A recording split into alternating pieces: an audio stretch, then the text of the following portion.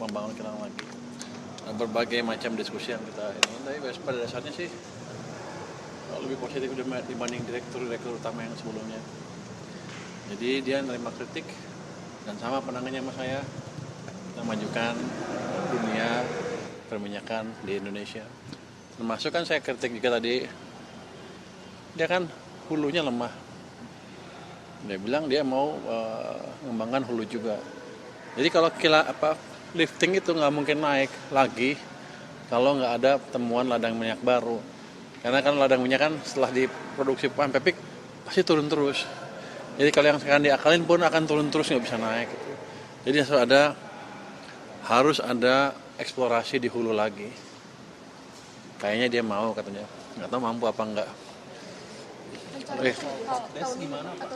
Ya, belum. Mungkin dalam waktu, nggak tahu rencana jangka menengah mereka mungkin. Tapi dia pikir sih dia bisa masuk ke sektor hulu migas. Itu aja. Kalau yang rapat Kopdes Pak, itu besarannya gimana? Ada percepatan Pak, ini kapan tenggat waktunya dana yang akan dikeluarkan? KDMP ya? iya Koperasi Desa Merah Putih. Tadi Pak Menteri Koperasi dengan Danantara datang ke saya.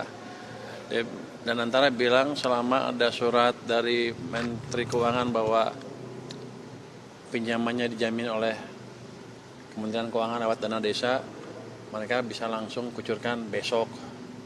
Jadi tadi sudah saya tanda tangan suratnya, harusnya besok udah mulai jalan kalau mereka sudah siap koperasinya. Jadi dari pendanaan udah nggak ada masalah lagi. Besarannya berapa sih Pak? 16 triliun itu Pak? Yang waktu itu disuntik lewat PMK itu Pak, 16 triliun. Enggak, pokoknya kan kita sediakan uang 200 triliun di perbankan. Begitu di perbankan itu pindahin disalurkan ke KDMP, maka otomatis saya hanya mencharge 2%. Jadi langsung ikutin skema pembiayaan KDMP. Jadi udah nggak ada masalah dari anggaran sih. Jadi 200 tambah 16, jadi banyak sekali kalau mereka mau. Kalau yang disalurin ke Agrinas itu gimana Pak? yang ke Agrinas itu untuk apa? bangunan fisiknya Fisiknya diambil dari plafon pinjaman yang 3 miliar itu Pak. Tadi si Pak Ferry bilang Pak kayak gitu. Saya agak lupa nih. Dia kan pertama berapa? Iya kan bangun gudang-gudang dulu kan kalau nggak salah. Agrinas yang buat itu. Tapi nanti kan pas skemanya itu koperasinya ngajukan ke bank kan. Mereka minta Agrinas bangun gudang-gudang itu. Saya nggak terlalu tahu detailnya, tapi kira-kira seperti itu. Tapi yang jelas pembiayaan dari keuangan udah aman, udah secure, udah ada di bank uangnya. Pak, mengenai anggaran BPJS kemarin mungkin bisa diperjelas nggak Pak? 20 triliun itu untuk secara umum anggaran JKN atau mengenai tunggakan itu? Soalnya Pak Ali Bukhtar bilang tunggakan 10 triliun itu skemanya adalah di write off Pak, dihapus buku gitu Pak. Jadi 20 triliun kan udah kebutuhan baru. Kebutuhan baru bukan untuk tunggakan Pak. Bukan, itu kan kira-kira mereka kebutuhan, kan mereka perkirakan kebutuhan tahun depan berapa. Kurangnya segitu atau kurang sedikit lah, jadi kita kasih 20 triliun jadi cukup untuk tahun 2026. Ini nggak ada kaitannya sama penghapusan buku itu Pak, yang tunggakan kemudian? Nggak ada, itu untuk masukkan orang-orang tadi yang dulunya pernah terkena itu, biar bisa masuk lagi program BPJS. Dengan anggaran yang lebih besar artinya iuran bisa tetap nggak naik Pak ya? JKN. Sampai tahun depan sepertinya belum. Sampai pertengahan tahun depan ya. Kita lihat gini, kalau untuk otak-atik iuran itu kita lihat kondisi masyarakat dulu. Kalau ekonominya udah agak bagus, baru mereka boleh otak-atik iuran atau mau otak-atik iuran. Sekarang belum dibicarakan. Pak terkait ya tadi ketemu Udah malam pada nggak pulang. Pak, Oh gitu Pak, betul. Pak Kejagung tadi kan ketemu sama asosiasi perhiasan juga Pak. Iya. Tadi bahas apa aja Pak sama asosiasi perhiasan? Mereka meminta kita mengadjust kebijakan yang berhubungan dengan produsen perhiasan yang dianggap ilegal, semacam ilegal gitu. Ilegal itu seperti apa Pak? Maksudnya itu kalau yang diamond Iya, itu ada yang nggak bayar apa sih namanya, surat, dia nggak ngasih surat keterangan apa sih, saya lupa namanya, surat keterangan beli kali ya, asalnya dari mana itu. Dia menjalankan itu dan dia langsung jual ke toko-toko emas di sana, dan akibatnya dia nggak bayar pajak. Sedangkan yang legal bayar pajaknya 1,6% kalau nggak salah. Jadi 1,1 tambah 1,6, 1,1 ketika dari pabriknya, 1,6 itu PPN-nya. Jadi itu hampir 3%. Jadi minta treatment gimana caranya supaya bayar PPN-nya bukan di konsumen aja, tapi langsung di perusahaan-perusahaan itu. Saya pikir ya kalau emang bisa naikin income, saya naikin aja. Karena menurut dia 90% produsennya gelap, artinya nggak bayar yang 1,6% PPN ke saya. Dan saya usulan mereka adalah semuanya dikenakan 3%. Jadi yang produsen yang konsumen nggak bayar lagi di pabrik-pabriknya aja. Jadi kita bisa kendalikan lebih cepat. Pak, gimana Pak yang tiap bulan itu Pak? Ya? Yang bayar pajak kompensasi Pak itu mempengaruhi belanja atau defisit sih Pak? Enggak, kalau uangan kita cukup. Pak, ada Pak, kalau ke Jagung, Pak, audit ke Jagung. Oh, bunyi loh. Pak, ke Jagung Gua kan pikir ada suara nggak ada wujud. Wah, udah takut gua. auditnya Pak gitu kan harusnya kan per 3 bulan ya Pak, per 3 bulan. Jadi kita tiap bulan tuh kita bayar 70%. Nanti setiap bulan kita bayar 70% terus sampai bulan September. Nanti disuruh diaudit. Nanti hasil audit yang 30% kurangnya dibayar semua di situ. Dan ini sudah akan membantu keuangan Pertamina dan PLN karena kan paling nggak short term cash-nya terpenuhi di situ. Jadi mereka nggak harus pinjam terlalu banyak ke perbankan dengan bunga yang harus dibayar oleh mereka, bunga tambahan yang harus dibayar. Berarti nggak ada pengaruh ke APBN ya Pak? Nggak ada, cash flow aja. Mulai tahun depan ya Pak? Mulai tahun depan ya. Pak, ke Jagung. Pupuk subsidi kan dipangkas ya 20%. Untuk anggaran subsidinya bakal ditambahin apa sih? Tidak, itu hanya dipindahin kan tadinya bayar di belakang, dibayarnya jadi di depan, bukan di akhir tahun tapi di awal tahun, di depan lah. Sehingga mereka menghemat biaya bunga, kira-kira gitu. Jadi ini efisiensi aja. Saya ingat saya. Pak, ke Jagung kan nyamperin bea cukai, Pak. Itu ada kerjasama atau gimana sih, Pak? Lagi Maksudnya? ada kerjasama atau lagi disidak atau kenapa sih Pak ke Jagung ke bea cukai itu, Pak? Anda mesti cek lagi dengan Kejagung seperti apa? Yang Anda dengar apa? Dia maju nanti kalau gua ngomong bocor. Katanya lagi ada Lu taunya kerjasama. apa? Lu taunya Katanya apa? lagi ada kerjasama, Kata Pak. siapa tuh? Dengar-dengarnya kayak gitu, Pak. Iya mungkin. Kalau soal terkait Kita emang ada kerjasama dengan Kejagung kan. Dalam pengertian begini.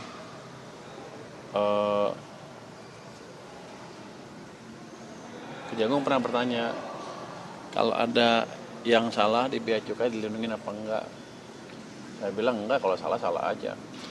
Ini mungkin salah satu implementasi kerjasama itu. Saya nggak tahu detailnya seperti apa, saya tunggu dari Pak Jaka kan lagi di daerah. Saya tunggu masuk informasi dari Pak Jaka untuk keterangan lebih lanjut. Ada kasus-kasus tertentu yang dilaporkan Pak? Gimana Pak? Ya, nggak tahu. Apa terkait penangkapan besar-besaran itu Pak? Belum.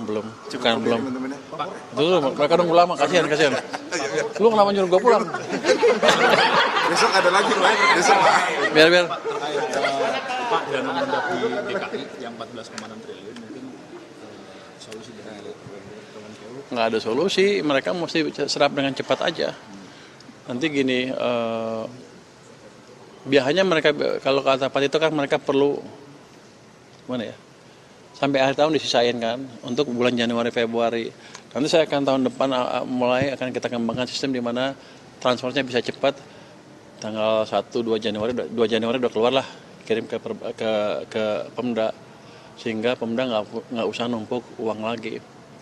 Kalau kita lihat selama ini setiap akhir tahun tuh mereka punya uang kepake 100 triliun rupiah. Kalau sistemnya kita kembangkan seperti itu, harusnya kan mereka nggak usah numpuk 100 triliun rupiah lagi kan. Akibatnya uangnya dipakai buat perekonomian. Jadi di tahun yang sekarang ini 100-nya langsung dibelanjain itu. Kalau cara perencanaan yang lain ya mereka harus lebih rajin belajar gimana cara merencanakan belanja tepat waktu, tepat sasaran, itu aja. Pak, tanggapannya Pak soal tadi kan kata Danantara bahwa Cina sama Indonesia sudah sepakat untuk restrukturisasi utang bus ini kan sampai hingga 60 tahun ke depan. Tanggapannya seperti itu. Bagus. Saya nggak ikut kan. Top. Berarti nggak diajak ke Cina, Pak? Enggak lah. Kan katanya si Pak Doni dia mau ngajak pemerintah juga buat ke Cina. Paling menyaksikan. Kalau mereka udah putus kan udah bagus. Top. Tim restrukturisasi itu nanti dari Kemenku juga tuh gimana Pak Pur? Iya. Gimana? Tim Tim yang restrukturnya pemerintah. nanti bakal dari pemerintah dari Kemenku. Wah, saya sebisa mungkin nggak ikut, biar aja mereka selesaikan business to business. Berarti Jadi top.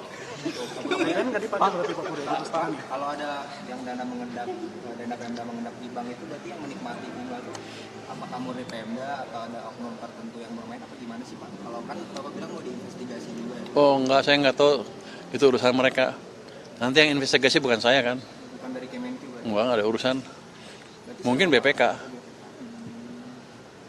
Berarti apakah 15 yang list dari BI itu apakah keseluruhan Pemda juga bakal Biasanya kan setiap Pemda ada auditnya kan. Mungkin tahun-tahun kemarin lepas dari BPK itu. Tapi kan mereka akan lihat juga pada waktu uangnya lebih, ditaruhnya di mana, bunganya seperti apa, masuk akal apa enggak. Waktu pengalaman saya di LPS dilihat itu. Kalau bunga saya misalnya waktu saya di LPS ya, bunga saya saya taruh di rekening giro juga, tapi giro rasa deposito. Karena bunganya agak lebih tinggi daripada rekening giro biasa. Begitu ada berapa rekening satu bank dengan bank lain berbeda, kita dipanggil untuk menjelaskan kenapa beda. Kalau beda nggak bisa menjelaskan ya dianggap merugikan negara. Kira-kira begitu. Jadi Pemda juga ada risiko itu kalau nggak hati-hati memanage uangnya. Pak Pur, dipertegas lagi Pak untuk anggaran pupuk subsidi berapa sih? Kan 20. Saya lupa angkanya 20. Lupa saya angkanya. Sekitaran 20 triliun Pak. Ya? Di kisaran 20 triliun. Sekitar itu kalau nggak salah ya.